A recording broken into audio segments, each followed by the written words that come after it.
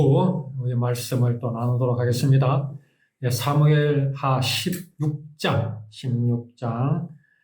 우리 12절부터 마지막 절까지 말씀으로 은혜를 나누겠습니다. 자, 시므이가 그 도망하는 다윗을 계속 따라오면서 그렇게 저주를 퍼붓고 있을 때 다윗 왕은 저 죽은 개만도 못한 자가 저렇게 욕을 하고 저주를 하는데 가만히 두어서 되겠느냐라는 그 아비새의 그 흥분한 그 아비새의 말을 잠재웁니다.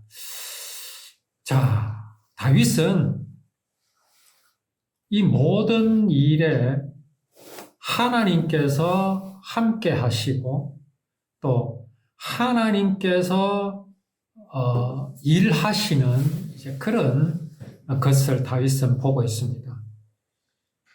그러니 다윗의 말이 그거지요. 그 시므이가 그렇게 욕을 퍼부어도 다 하나님께서 시키신 일이면 그렇게 할 수밖에 없다라고 그렇게 다윗은 말합니다.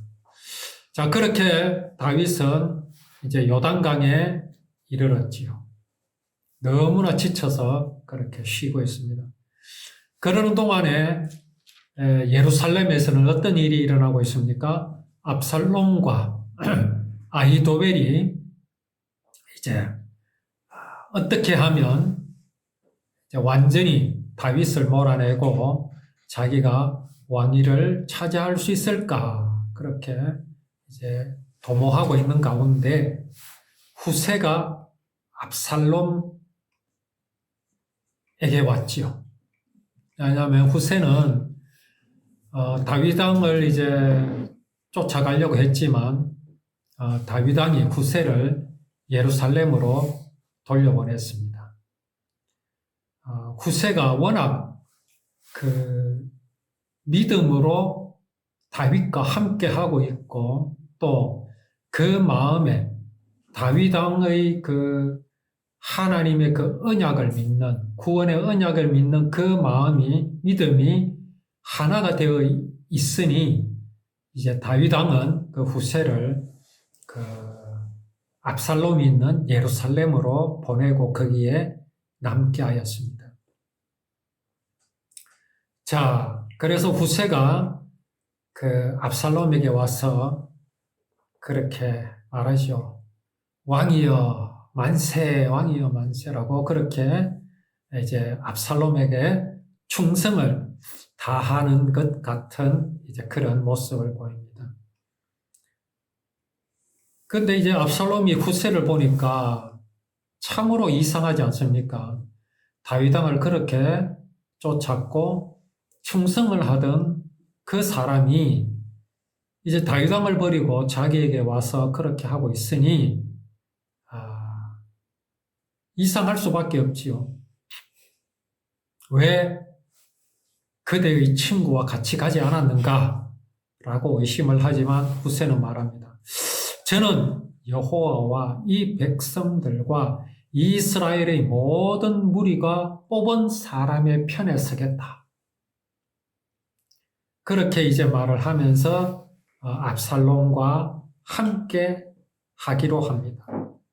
전에는 왕의 아버지를 섬겼지만 이제는 누구를 섬기겠습니까? 다윗의 아들, 저는 왕을 섬기겠습니다. 그렇게 후세가 압살롬에게 말합니다. 자, 압살롬이 이러한 후세의 말에 속았지요. 어떻게 이렇게 속을 수 있습니까?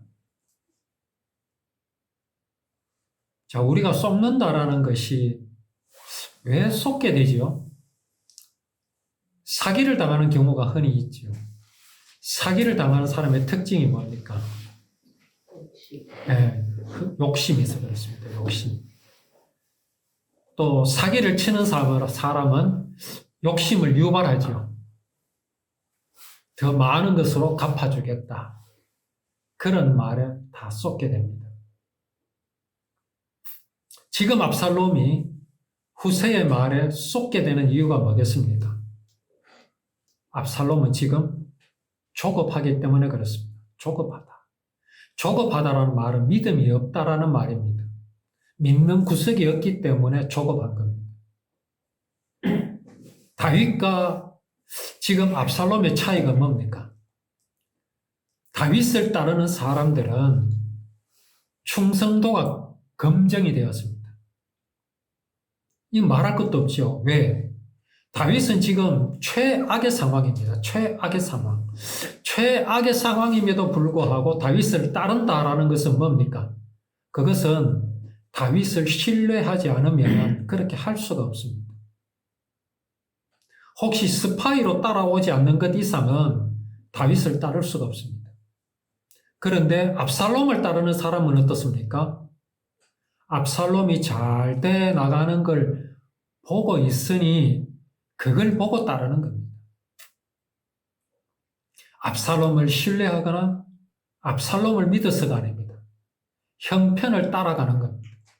그건 충성이라고 할 수가 없지요.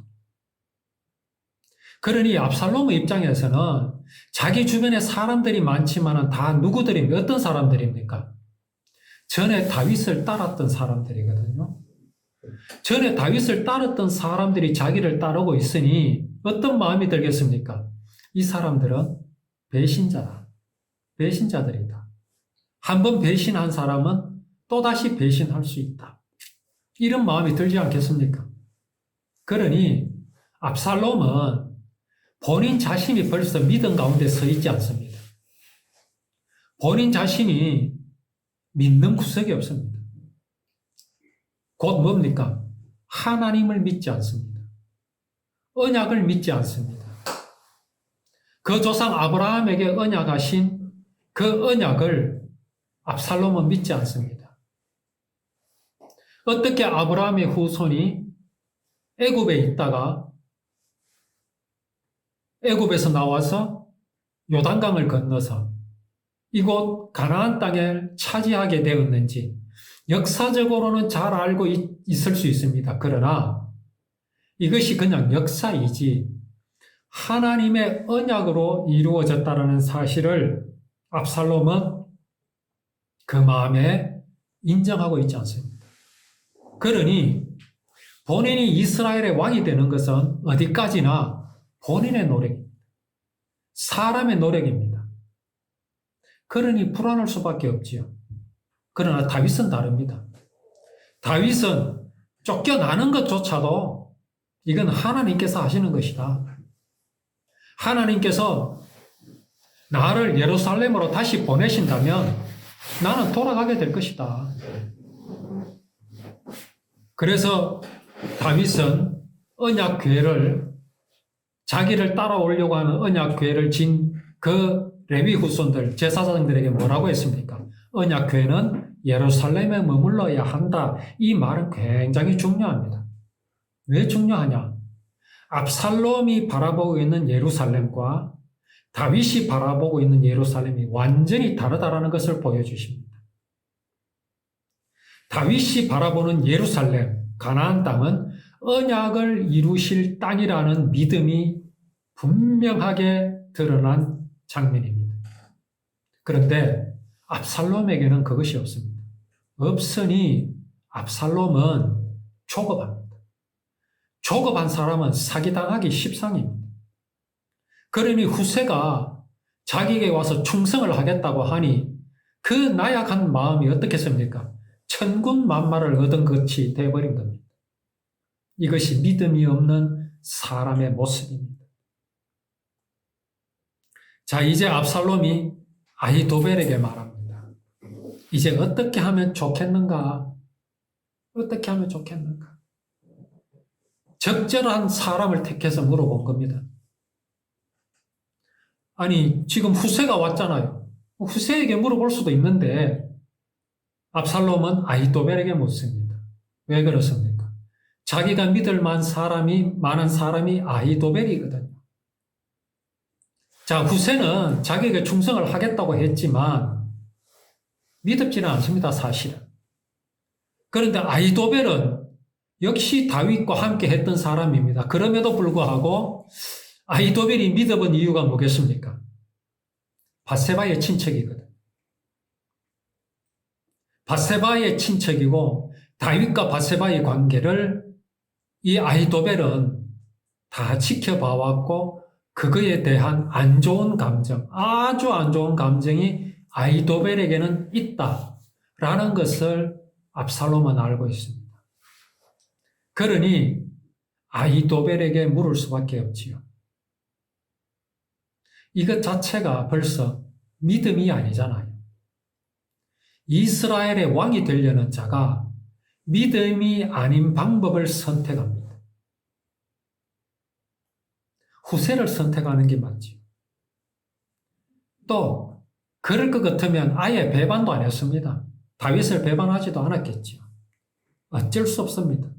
아히도벨을 찾을 수밖에 없습니다. 이게 인생의 모습입니다. 아히도벨이 말입니다. 다윗이 예루살렘을 떠날 때에 후궁 10명을 남겨두었습니다. 예루살렘 성을 지키라고. 아니, 장정들을 남겨두어도 시원찮을 판에 후궁들을 남겨두었습니다. 후궁이 무슨 힘이 있습니까? 아무 힘이 없잖아요. 왜 남겨두었겠습니까? 육체적으로는 힘이 없을 수 있지요. 그러나 의미가 있습니다. 어떤 의미가 있겠습니까? 레위기서에 하나님께서 율법에 이렇게 정하셨습니다. 아비의 아내를 범하지 말라. 이는 아버지의 하체를 범하는 것이다.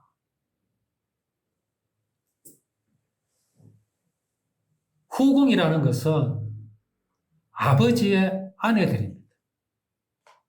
아버지의 아내들을 내쫓는다거나 그 아내들을 무시한다는 것은 곧 아버지를 무시하는 것이기 때문에 다윗 왕이 예루살렘에 머물러 있는 것과 같은 의미로서 다윗 왕은 후궁들을 남겨둔 겁니다. 자, 그런데 아히도벨이 뭐라고 말합니까? 그 후궁들을 범하라고 말합니다. 그 후궁들과 함께 잠자리에 들라고 말합니다. 그렇게 함으로써 아버지를 완전히 짓밟으라고 말하는 겁니다. 아히도벨의 입에서 이런 말이 나옵니다. 다윗 왕을 짓밟아라. 네가 왕과 같이 될 수 있다라고 말합니다. 그래야 이스라엘 백성들이 당신을 왕으로 인정해 줄 것이다 라고 유혹합니다. 조언합니다. 사단이 뭐라고 했습니까? 저것을 먹으면 선악을 알게 하는 나무의 열매를 먹으면 네가 하나님과 같이 될 수 있다라고 말합니다. 이에 아담과 하와는 곧 사람은 거기에는 나도 포함이 되었습니다. 그 유혹을 어떻게 뿌리칠 수 있겠습니까? 뿌리칠 수가 없습니다. 그걸 뿌리친다는 것 자체가 이상하지요. 반드시 죽으리라 라는 하나님의 엄하신 경고도 내가 하나님 같이 된다면 그 혈액은 발생할 수 없습니다. 그렇잖아요. 내가 하나님이 되어버리는데. 에덴 동산 안에 있었습니다.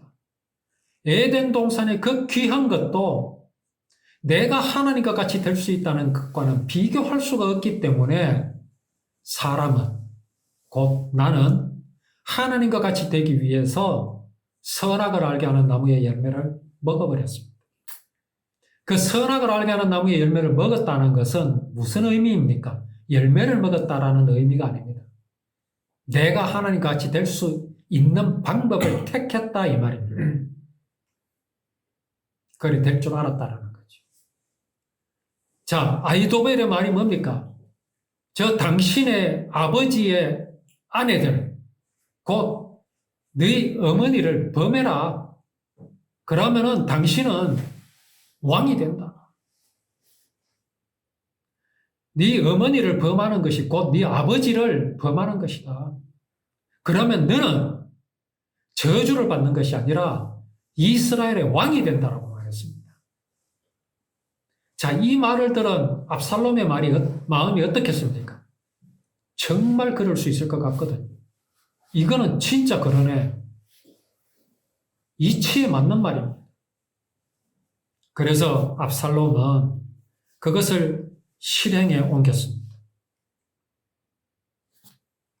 그때 사람들은 아히도벨의 말이 하나님의 말씀만큼이나 믿을 만한 말로 그렇게 생각을 했습니다. 또 아히도벨이 다윗과 같이 있을 때 아히도벨은 다윗에게 여러 조언들을 많이 했던 모양입니다. 그때의 다윗도 이 아히도벨의 그 말을 많이 따랐고 참고를 했습니다.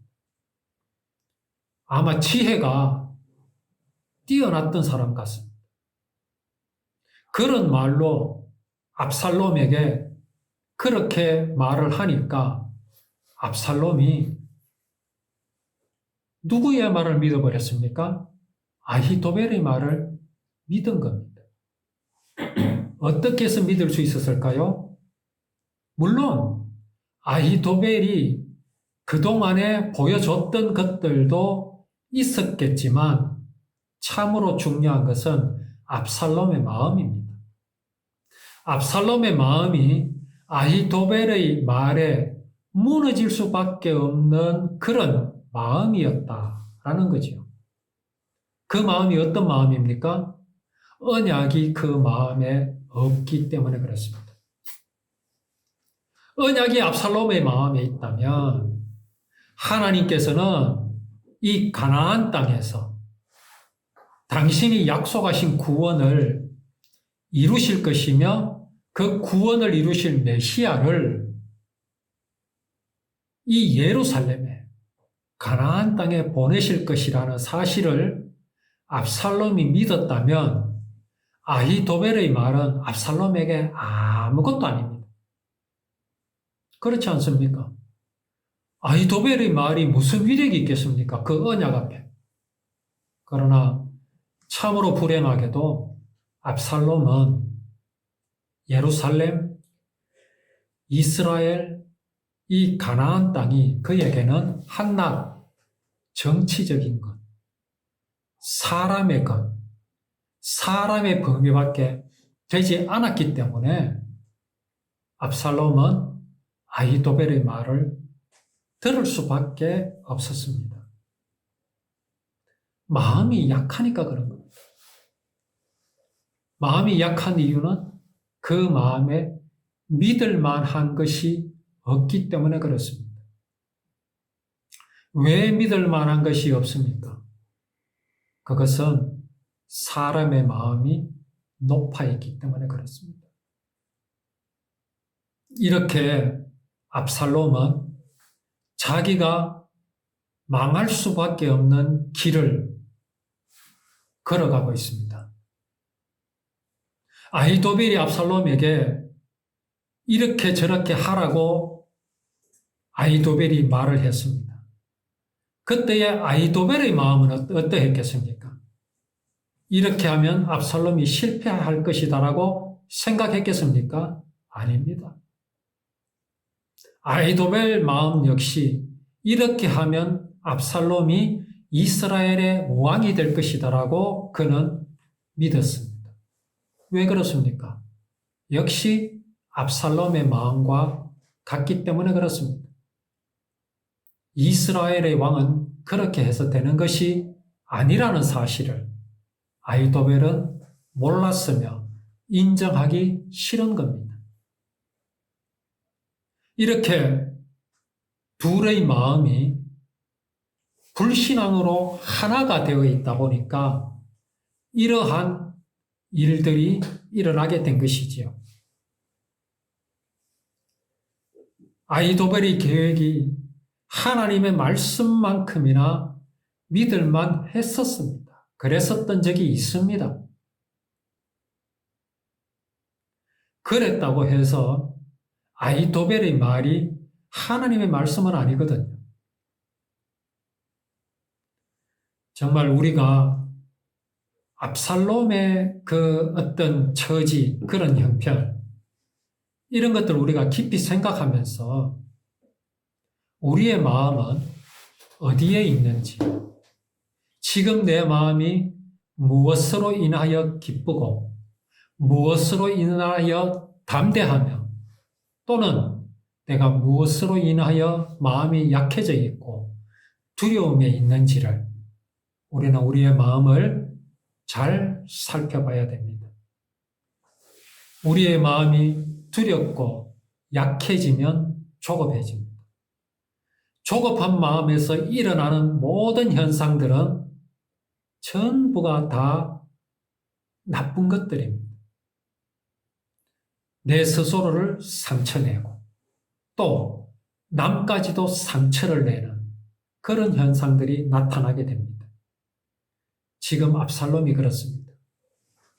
그런데 다윗은 어떻습니까?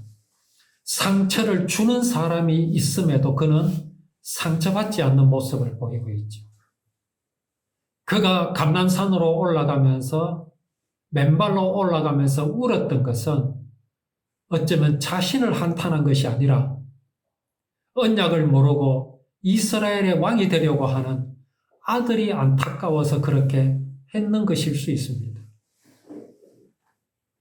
그러나 다윗은 그 모든 것에 하나님의 뜻을 생각하고 있었다라는 사실을 우리는 이 말씀을 통해서 기억하고 정말 우리의 마음을 어디에 둘 것인가 또 어디에 두고 있는지를 우리가 항상 살펴보고 경계하여야 할 것입니다. 다음 주에 또 말씀을 나누도록 하겠습니다.